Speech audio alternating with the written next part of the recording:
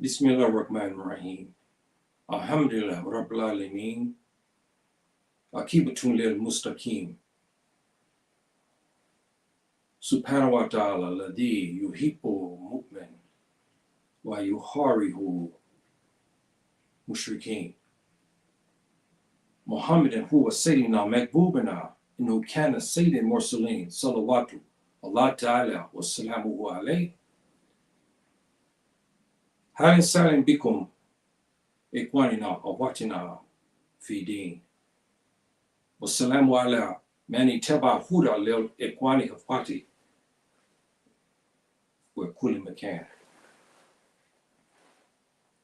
This is a short notice, very short notice, and important topic that I want to discuss because I have received flack talking about Africa and Bilad, Sudan. And I'm titling this talk, Africa, Bilad, Sudan, who speaks for her? And I must say that I will not be swayed by the enemies of our continent, those outside of it and those inside of it. I will not be swayed away from Bilad, Sudan, from the hypocrites inside of her and the hypocrites outside of her.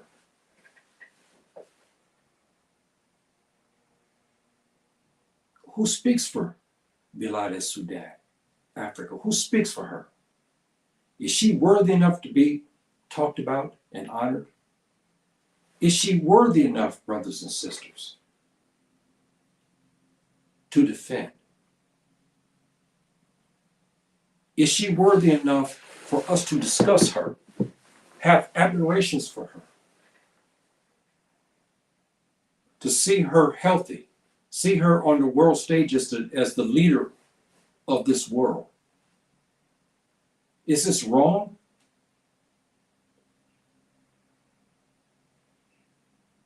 Here in Africa, Bilad, Sudan, we have a myriad of problems as elsewhere around the world. And we have no one voice to speak for her. We have no one voice who gives a command and we follow. We have not one person that we can fall behind, honor, respect, because we know this person to be true and to have Africa, Bilad, Sudan, in his or her heart. The people in this continent are growing, and Islam is the number one religion in it now. But we Muslims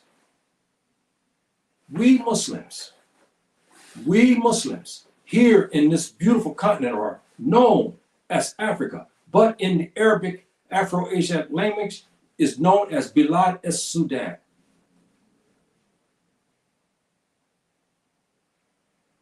We should be the caretakers of Bilad, Sudan. We should be the leaders of Bilad, Sudan. But we do not lead because we're not the best examples that our young people and those inside of our continent can follow. I'm talking about the Muslims. The best of us are silenced. The best of us are inside of our homes. The best of us are not allowed to speak. The best of us are not allowed to go to the mosque, the masjids, to worship. The best of us are not allowed to teach. The best of us are maligned and told that we are less than, we're a criminal, that we're terrorists, that we're advocating violence. If we raise our voice and talk about Subhanahu wa ta'ala in this beautiful continent, then we are terrorists. When the best of us defend our brothers from injustice, or we chide our brothers for their injustice, We ourselves are maligned for that.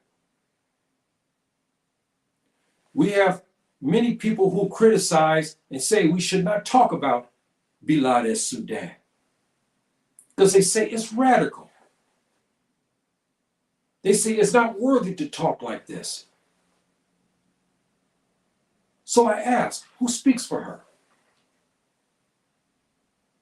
Why can we not speak for her?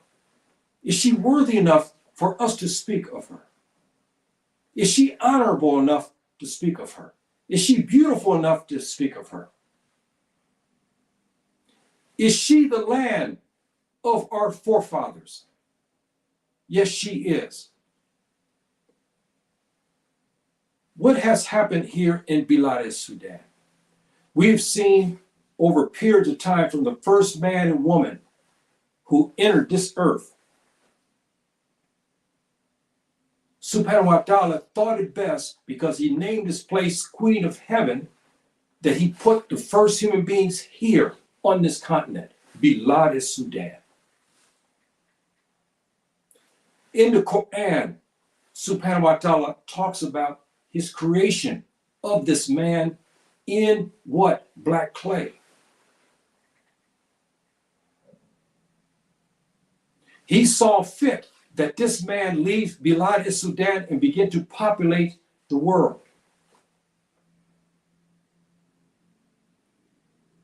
With Subhanahu wa ta'ala's wisdom, he gave us fruits, he gave us water, he gave us animals, he gave us abundance of food for us to eat. He gave us minerals. He gave us the bounty that no other continent on this earth has except Bilad Sudan. She is in trouble because she's been invaded. Since about the 1400s, she has been invaded by outsiders. There's many names for them. We know that some are not complimentary, which they should not be, but we do not speak them here. But we do have many names for them in languages spoken here on this continent. I used to hear my grandmother use the word Bukra, meaning the Tubab, meaning white folks. We know in the Mende language, in Fulani, Mendinka, we know this. Wolof, we know that the Tubab is a European. We know this.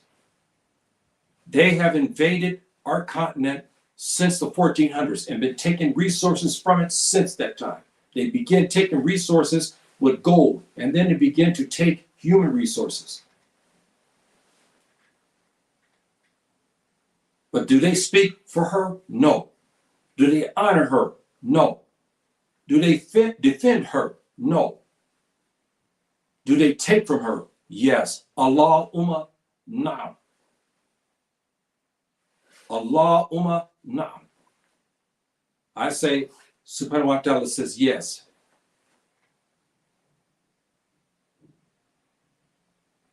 So I say here today, as a man, a Muslim, a Fulani, a man also who's Amazigh. Also, I have Mende. I also have Mendinka. I'm part of the Mozab people on this continent. My mother, my father, my antecedents were born here in Africa, in Bilad, Sudan. They lived here, they prospered here, and they died here. And some were taken away from our beautiful continent, Bilad, Sudan, and sent over to the land of the Tuba. So we look at this for what it is, brothers and sisters, is that we are not supposed to speak of her. We're not supposed to honor her at all. We're not supposed to venerate our land. We're not supposed to talk about what Subhanahu wa ta'ala gave us that he did not give anyone else. And our enemies, inside here and outside of here, regardless of their face, if their face of Tubab or black, who are putting their feet on the necks of many of us, who honor her, who speaks for her, who defend her, who want the best for her, want to see her on the stage, on the world stage, as the best place to live, the best place to learn, the best place to have a lifestyle where there's freedom, there's peace, and there's security. If we talk this, we're criminals. We're mujrimeen, the way they say in Arabic. We're terrorists. In Arabic, we call them irhabiyin. So I ask you, my brothers and sisters, today, I ask you this. So who's worthy enough to speak for her? I ask that question to all of us who listen to this today, and you ponder what I say here. Why is it that you can utter kind words about France? You can utter kind words about the United States. You can utter kind words about China or Russia or any other place. But the minute you talk and venerate Africa, then something's wrong. You think about that, brothers and sisters, and ask the question, why is that? Why is it that this continent, Bilad and Sudan, is hated by black people? Inside of it, outside of it. Talk against her, dishonor her, disgraces her, aids her enemies against her.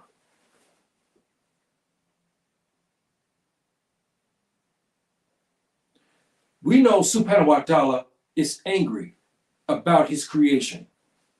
He knows that he put this continent for us to strive on. He put us here for a reason. Why are we the first human beings on this earth? The Tuba was not the first. I don't care what they say. They know better than that. We have proof of that. We know that the cradle of mankind is sitting in East Africa. We know that. Not in Eastern Europe, but in East Africa, in East Bilad Sudan.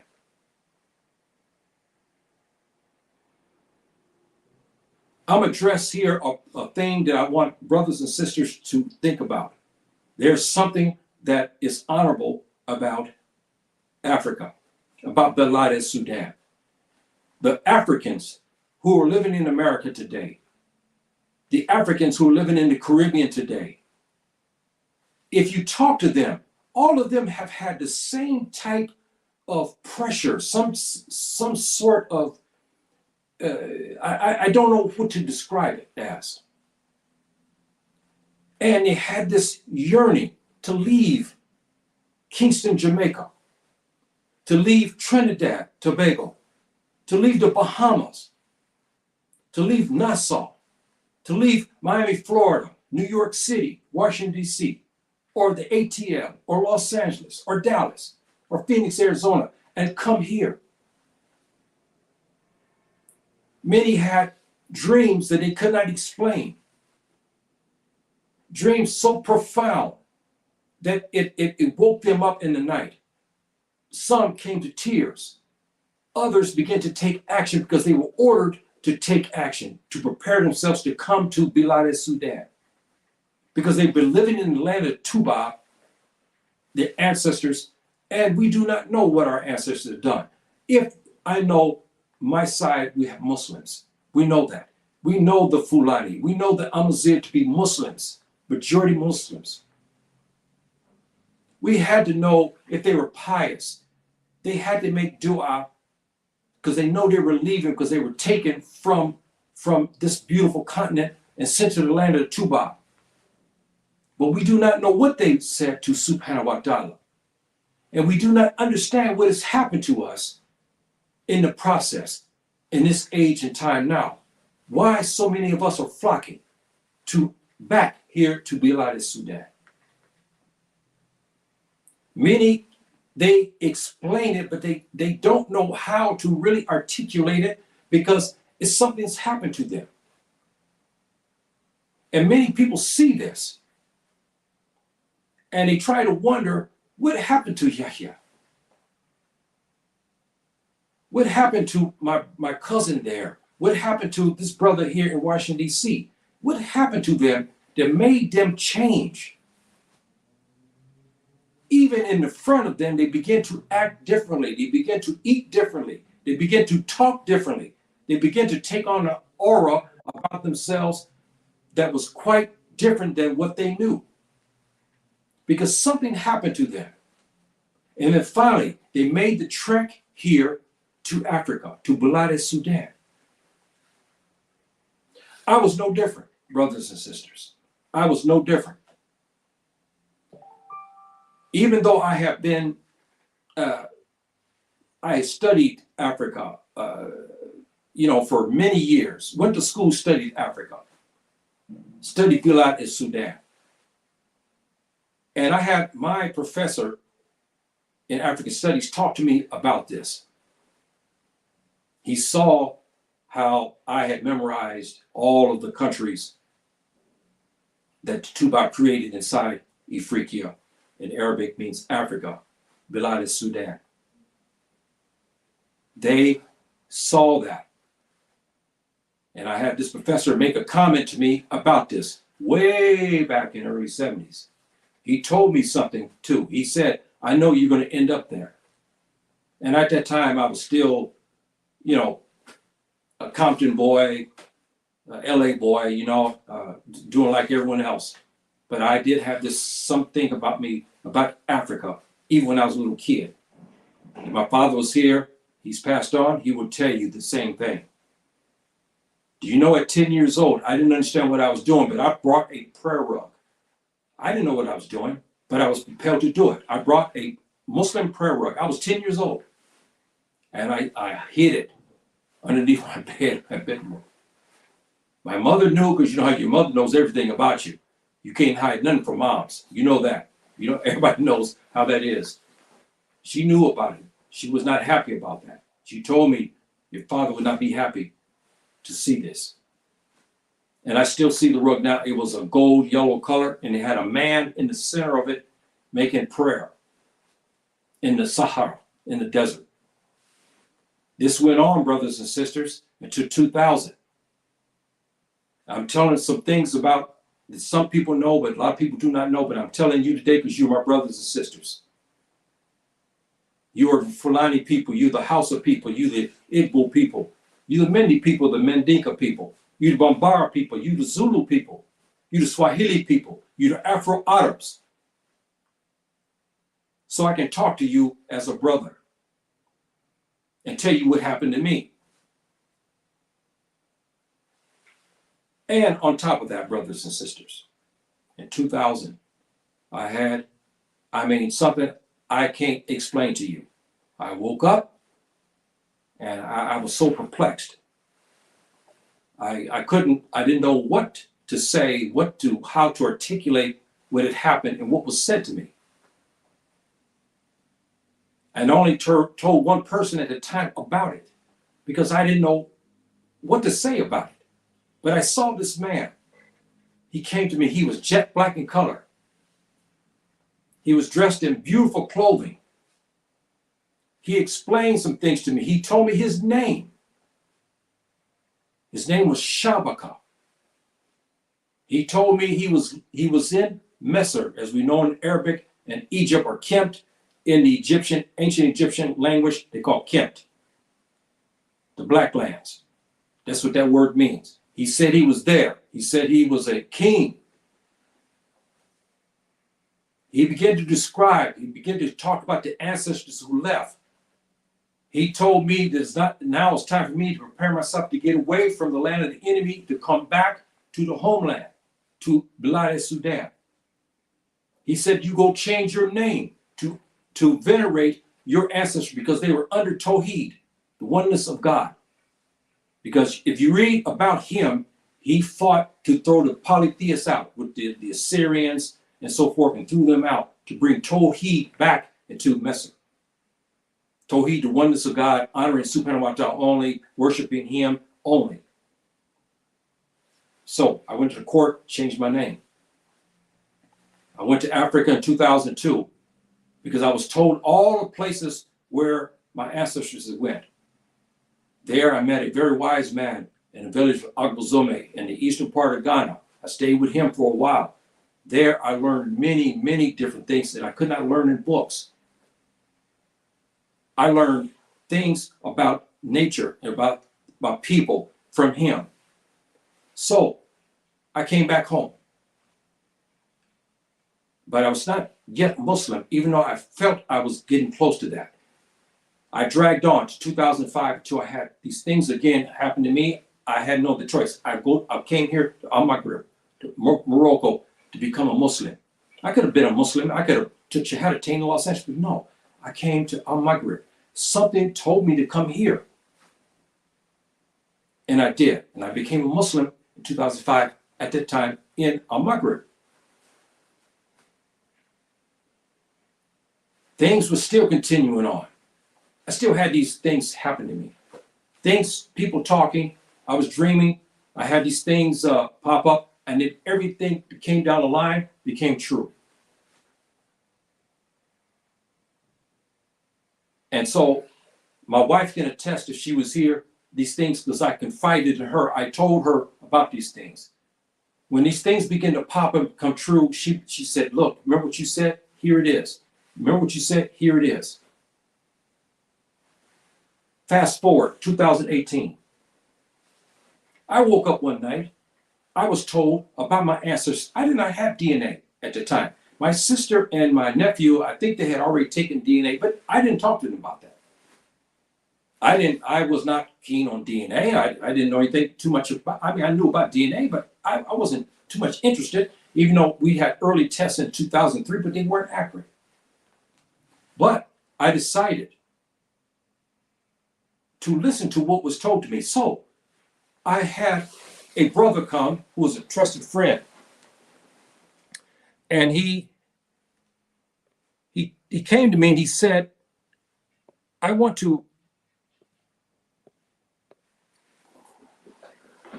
asked him, I want to draw this map of what I saw in my dream.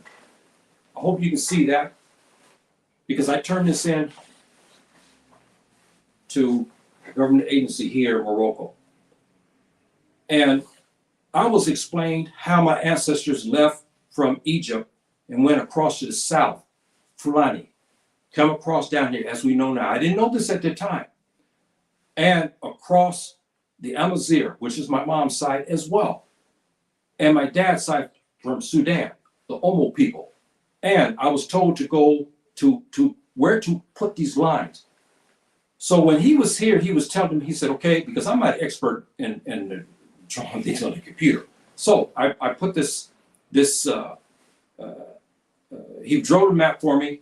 You see it's in Arabic language, because this is what we speak here. And so I told him, if you look in the left-hand side there, there's the names that I was told by my ancestor Shabaka of all of the clans who their names changed. And we find that these people are related basically to the name Shabaka, even in Sudan today.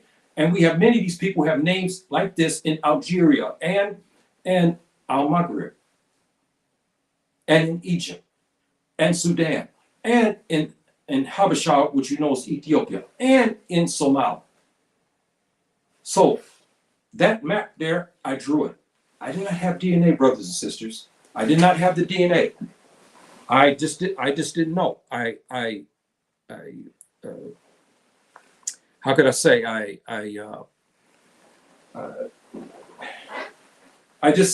was just overwhelmed. I said, okay, let me do this. 2021 came around, I began to take my DNA. During the time of the great virus, killer virus. I start to see things that was told to me to come true. 2022, the same thing. I began to take more tests, more extensive tests, and found out it was true. Finally, I went to Jet Match. And Jet Match linked it up. I even had a conversation with one gentleman who helped me a lot, who began to explain things to me. That map that I drew, brothers and sisters, is true. This is the same ancestral path that I drew, that I was told to draw. It's exactly how my ancestors came across. I learned at this time my ancestors were the Fulani.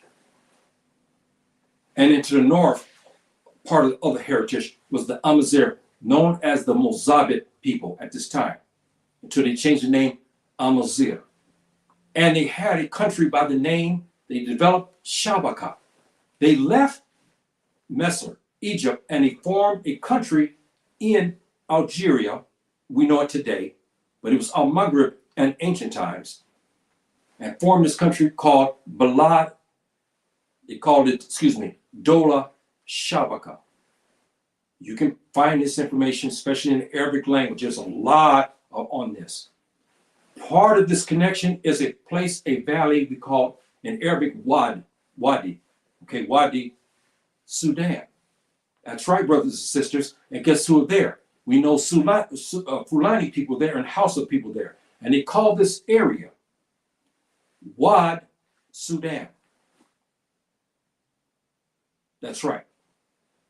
So I give you this because I want you to understand, brothers and sisters. I give you this personal side of me because we're brothers and sisters. I want you to know why does Yahya talk so much about Bilad Sudan, about Africa.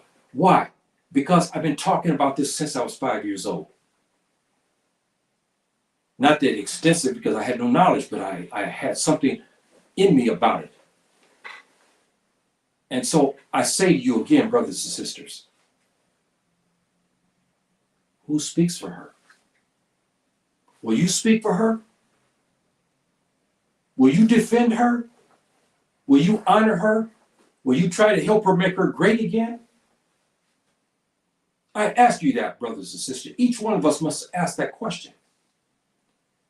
Do you have this in your heart to defend her, to honor her, talk good about her, venerate her? Do you have, my brothers and sisters, living in the land of the Tuba, in Europe, in America, in Canada, in the Caribbean? Do you have enough for you to come here to Bilad Sudan to live and to make her great? We need you. We need you. We need this kind of black man and woman to come here to this continent to make her great again. We need that. We need you. So, my brothers and sisters, I gave you this piece today. It came up spur of the moment. I've been thinking about it, been weighing heavy on my chest. My good brother who I met not long ago here, Fulani brother, I kind of gave him some insight about this. I told him things about some of the things that happened. And, you know, I don't know, again, I can't articulate this, even though I'm an educated man, but I can't articulate this. But I know this, that something happened, especially 2000, something happened. And then in 2005, something happened to me again. I rushed myself over to Al-Maghrib to take the Shahadatain and become a Muslim. Something began to happen to me again. I left. I went into modern day Sudan. I was there. Last part of 2008 and parts of 2009, I went to Sudan. And there I found people who look, I just cannot, it's astonishing. I found the Shabaka people, and I had some of them, I can't explain. Some look like my dad. Others look like me. Some look like my sister. I'm telling you, I was just mesmerized what I saw. And these people were the Shabaka people. But also they changed the name to Shabika because there's some variations of this name. And I won't get deep into the history, what happened and why they began to have variations of this name. I won't get into that. But the point of the matter is I did find some of these people. I found some of the people in southern part, which is called Upper Egypt. And then, like I said, the DNA. I found relatives in Upper Egypt, which is the southern part. The Said people. That's right, brothers and sisters. And the Said people, many of them, if you look at their DNA, they're not Arabs. That's right. They're Fulani. Many of them Fulani. Many of my cousins are sitting in Said today, have Fulani blood in them. despite all the relatives I have across, especially North Africa, all of them have one thing in common with me, Fulani and Mozab. Both of these two, I find the relatives. Stretching from Morocco all the way to Egypt, I see the same thing. I see the same thing in their atlas. When I find their relatives to me, some third generation, some fourth generation, some even second generation, I see Mozab and I see Fulani. Other times, the percentage of Fulani is even greater, but they call themselves Egyptians. Some call themselves Libyans. Others say they are Algerian, and many say they are Moroccan. So, my brothers and sisters, I'll get ready to conclude this with this heartfelt talk about Bilad Sudan. Because I love her, and I'm here to defend her, and I will continue to talk for her. I will not be dissuaded by, as I said, the enemies inside here and the enemies outside of her, regardless of the color of their faces. If they're hypocrites or what, I'm going to continue to talk about Bilad Sudan. Because I also know too here that the Muslims, we're 60% now, the population, and it's growing. And a question was asked one time about, well, hey, why are we looking back at our ancestors? Why are we looking back at our Muslim ancestors and so forth? I asked this brother who said this to me. I said, well, who do you have to emulate today? He was a man in his 30s. I said, who do you have to emulate? Who can you learn from? I said, but you go back and you find answers like Ousmane Den Fodio or Omar Dal of Senegal or Ousmane Den Fodio of Nigeria, Fulanis. Okay, Ahmed Baba Soudani. There's many scholars. Askia Mohammed. These were Fulanis. We have many. So I asked him, I said, who can you look up to today? He could not give me an answer. I said, so if you go back and read on them, this will give you some knowledge and also give you how they operated and will give you honor that you know that you're part of them, and this will help you because we have nobody to emulate today. Who? Where? Who? I asked my brothers and sisters this. Who can we emulate today? Who can we follow? Who can we honor? Who talks for Bilad Sudan? Really and from their heart. Even among the Fulani people, who? The Hausa people, the Igbo people, Mandinka people, who's talking to venerate our country? I mean, our land, Bilad Sudan. Who? We look in the past, we look at our scholars, Islamic scholars, we can learn from them. This will help us now in the future because we have nobody else to emulate. We don't. So, my brothers and sisters, I leave you with this talk because I wanted to talk about this because it's been on my mind. And after a comment was made, I disagreed humbly with my brother, who felt that perhaps we should not talk about it. And I disagreed, my brother. I love him, he's my brother, but I disagree with him. Because Africa, Bilad Sudan, Africa is worthy of a conversation and is worthy to venerate and to protect and talk about and to wish best wishes for her. So brothers and sisters, I leave you with the beautiful Afro-Asiatic words. Assalamu alaikum. Rahmatullahi barakatuh.